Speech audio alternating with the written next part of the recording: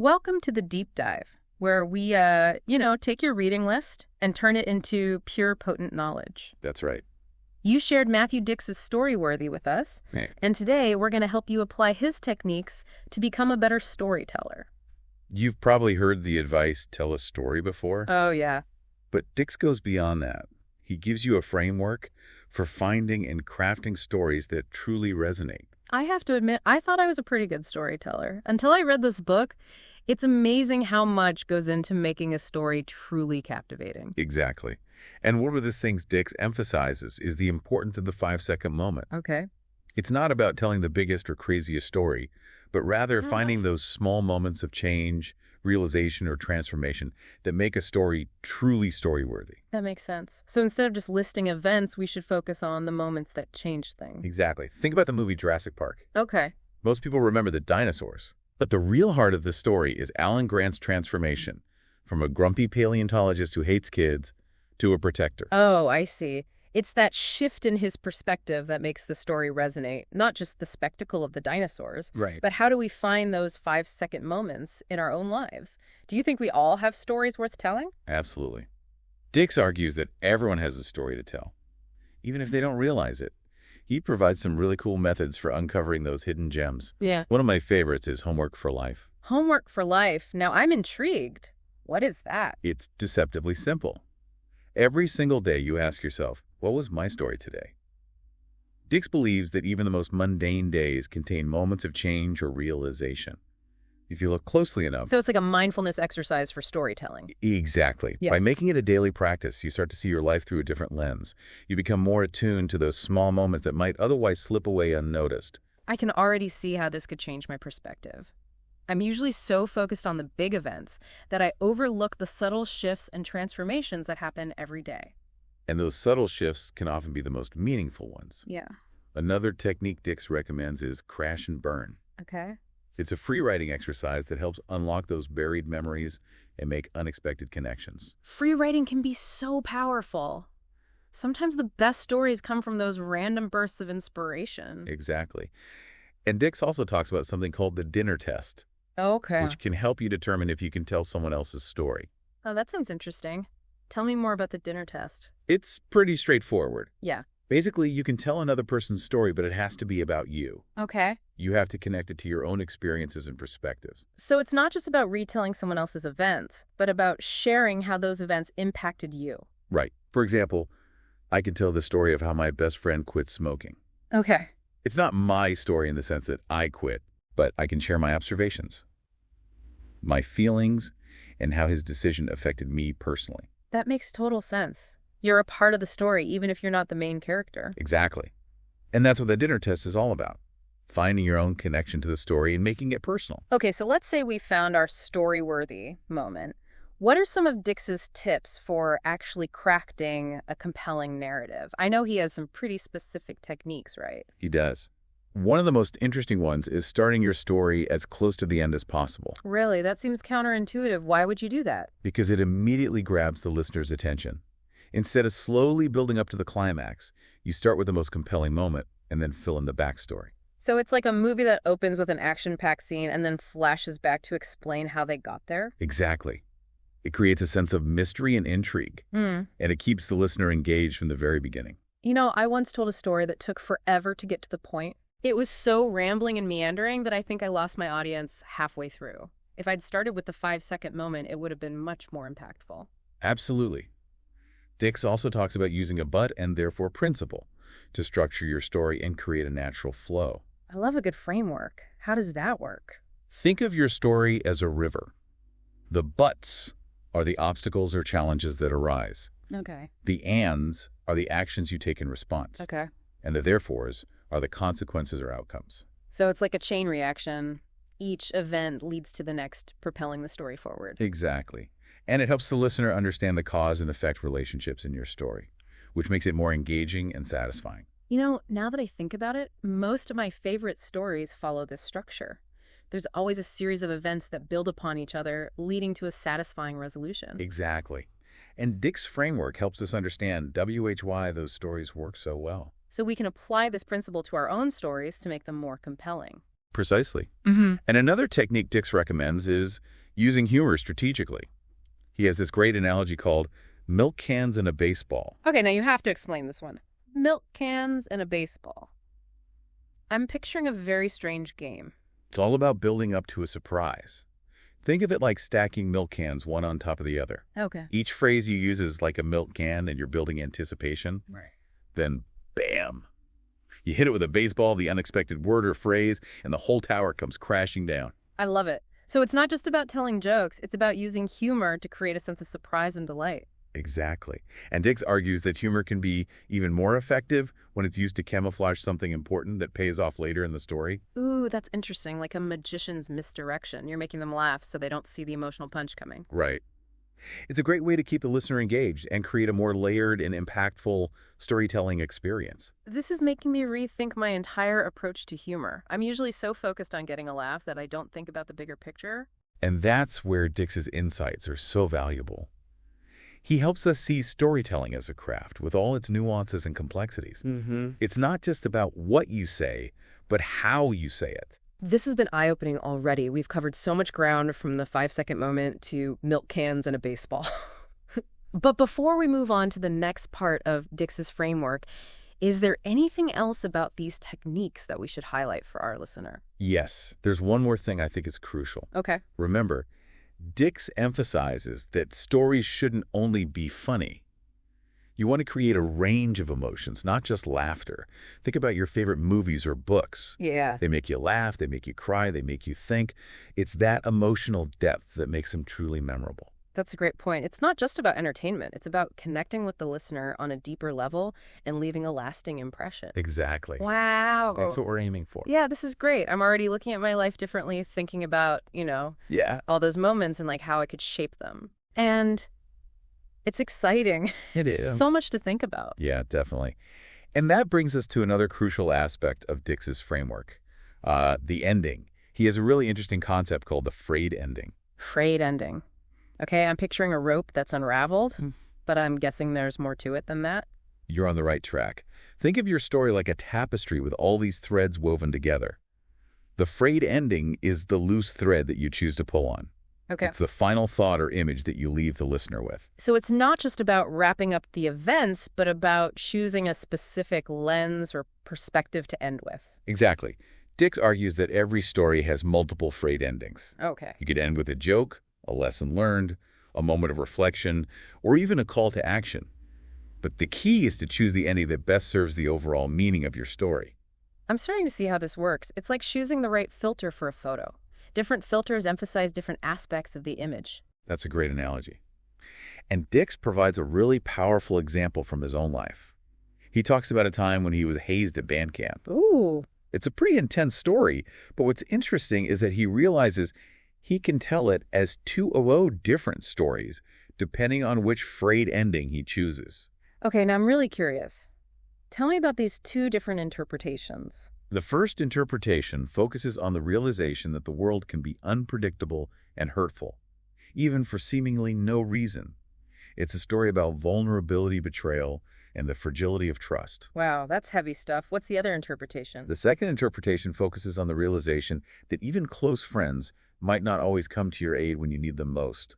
It's a story about the limits of loyalty, the disappointment of unmet expectations, and the pain of isolation. That's so interesting. So the same event can have completely different meanings depending on how you frame it. Exactly. And that's why choosing the right frayed ending is so important. It shapes the entire narrative and determines the emotional impact of your story. This is making me rethink all the stories I've ever told. I've never really considered the different frayed endings before. But how do you actually choose the right one? Dix has a great tip for this. He suggests asking yourself, why do I do the things I do? This helps you uncover the underlying motivations and emotions behind your actions and identify the deeper meaning of your experiences.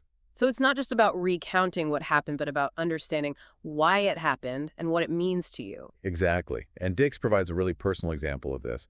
He talks about why he waits to open letters from his father until a second letter arrives. Wow. It's a seemingly small detail, but when he explores the why behind it, he uncovers a whole layer of emotional complexity. Wow, that's powerful. It shows how even the most mundane actions can reveal deeper truths about ourselves if we take the time to examine them. Right. And that's what makes Dick's approach to storytelling so effective. It's not just about telling good stories. It's about using storytelling as a tool for self-discovery and personal growth. I'm loving this. It's like we're getting a deep dive into our own lives through the lens of storytelling. Exactly. And Dick's provides some really practical advice for making sure your stories are as clear, concise, and impactful as possible. Okay, give me the good stuff.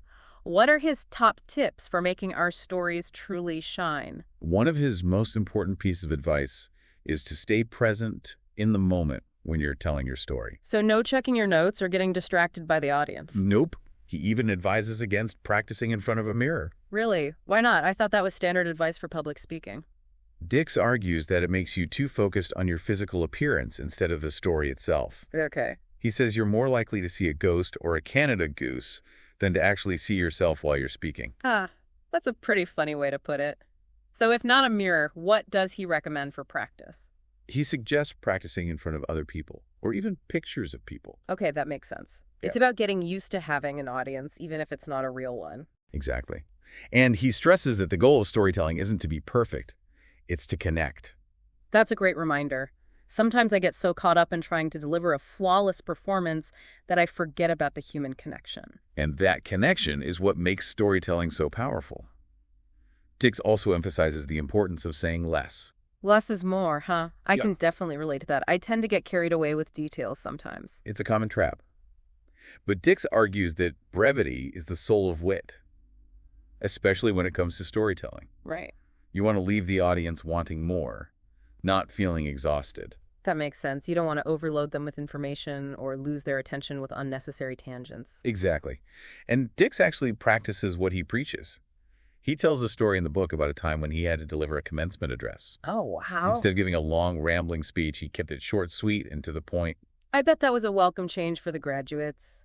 It's so easy to get lost in the pomp and circumstance of those events and forget that people have places to be. And it's about making sure your message is memorable. People are more likely to remember a short, impactful story than a long, meandering one. It's like a good song. It gets stuck in your head and you can't stop thinking about it. That's a great analogy. You want your story to have that same staying power. So when it comes to storytelling, less is definitely more. Now, I know Dix also has some specific advice for delivering a story with impact. What are some of his top performance tips?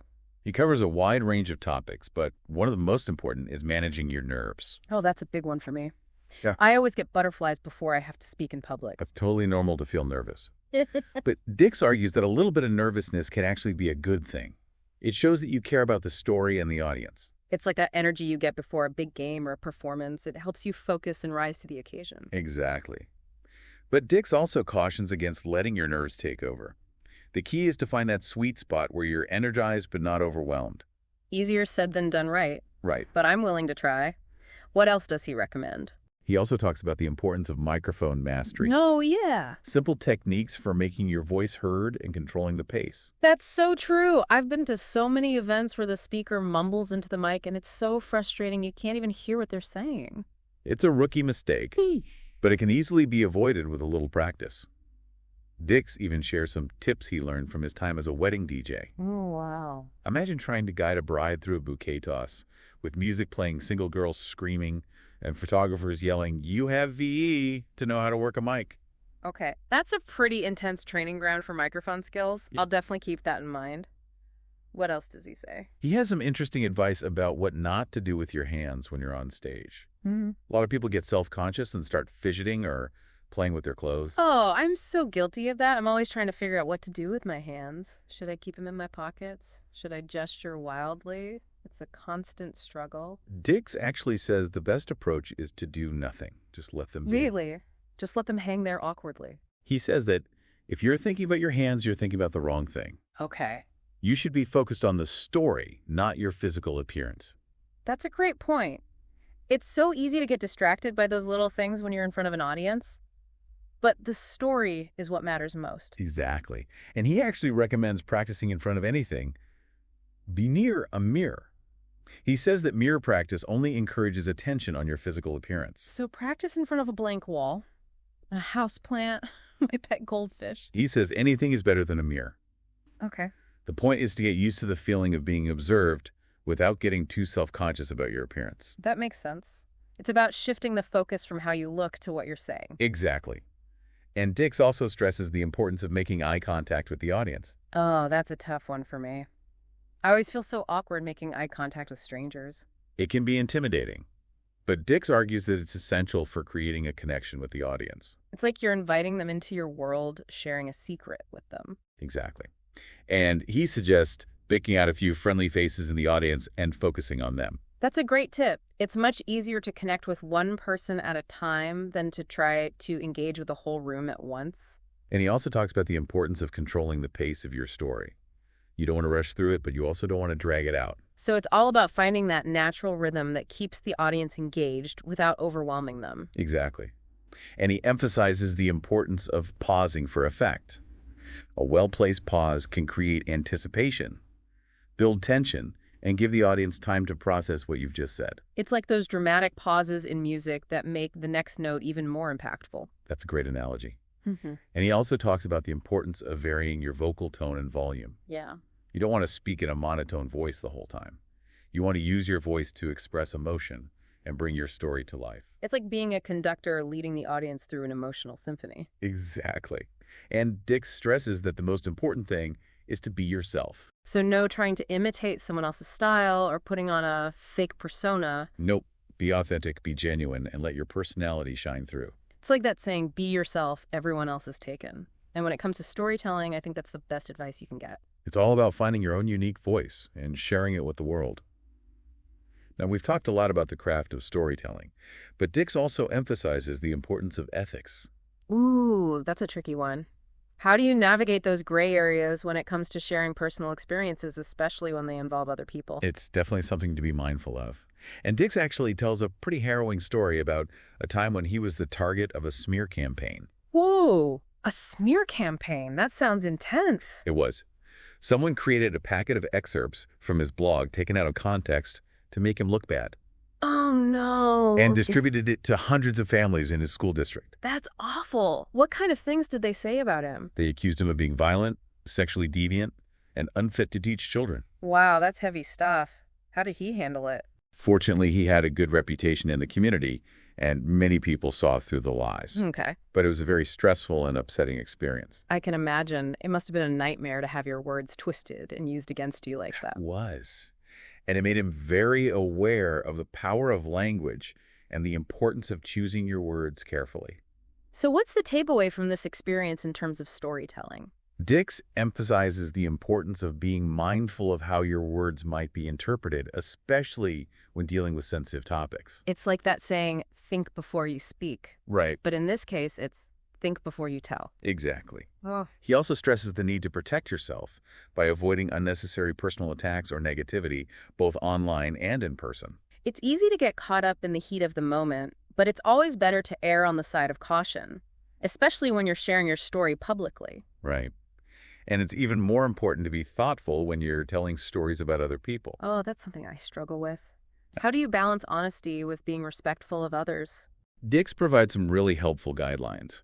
First, he emphasizes the importance of getting permission before sharing someone else's story. That seems obvious, but I bet people forget to do it all the time, especially if they're excited about sharing a juicy anecdote. They do. But it's crucial to respect people's privacy and boundaries. You never want to share something that could potentially harm or embarrass someone else. Right. It's not worth sacrificing someone else's well-being for the sake of a good story. Absolutely. And Dix also talks about the importance of being truthful and respectful. So no embellishing or exaggerating to make the story more exciting. Nope. Stick to the facts and let the story speak for itself. You can still create a compelling narrative without resorting to sensationalism or fabrication. And what about situations where you can't get permission, like if the person you're telling the story about is no longer alive? How do you navigate those ethical considerations? That's a tough one. Dix doesn't explicitly address that situation. But I think the same principles apply. Be truthful, be respectful, and be mindful of the potential impact your words might have on others. It's like that saying, if you don't have something nice to say, don't say anything at all. But it's also about being sensitive to the feelings of those who are still living. Exactly. You want to honor the memory of the person you're talking about without causing pain or offense to those who are still grieving. That's a great point. It's a delicate balance, but it's important to be aware of those ethical implications. Now, before we wrap up this part of the deep dive, is there anything else about ethical storytelling that we should highlight for our listener? Yes, I think it's important to remember that even when you're telling stories about other people, it's still your story. What do you mean by that? It means that your perspective, your insights, and your experiences are what shape the story.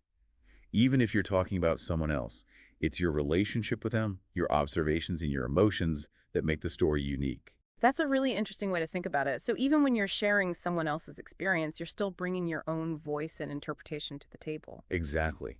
And that's what makes storytelling so powerful. It's a way of sharing ourselves with the world, even when we're talking about something that happened to someone else. This has been so insightful. I feel like I'm starting to see storytelling in a whole new light. It's not just about entertainment. It's about connection, empathy, and ethical responsibility. It's inspiring to hear how Dix emphasizes both the craft and the responsibility of storytelling. You know, it makes you realize there's so much more to it than just spinning a good yarn. Absolutely. And it's amazing how Dix himself went from being a storytelling novice to a master. His journey is a testament to the fact that anyone can learn and improve their skills. Speaking of his journey, I'm curious about his early days as a storyteller. Was he always a natural, or did he have to overcome some obstacles? Believe it or not, he was actually terrified of public speaking. Right. His first Moth Story Slam experience was a total fluke. Yeah. He only put his name in the hat because his friends dared him to. No way. The guy who literally wrote the book on storytelling was afraid of telling stories. That's true. That's kind of reassuring, actually. It makes me feel less alone in my own stage fright. Right.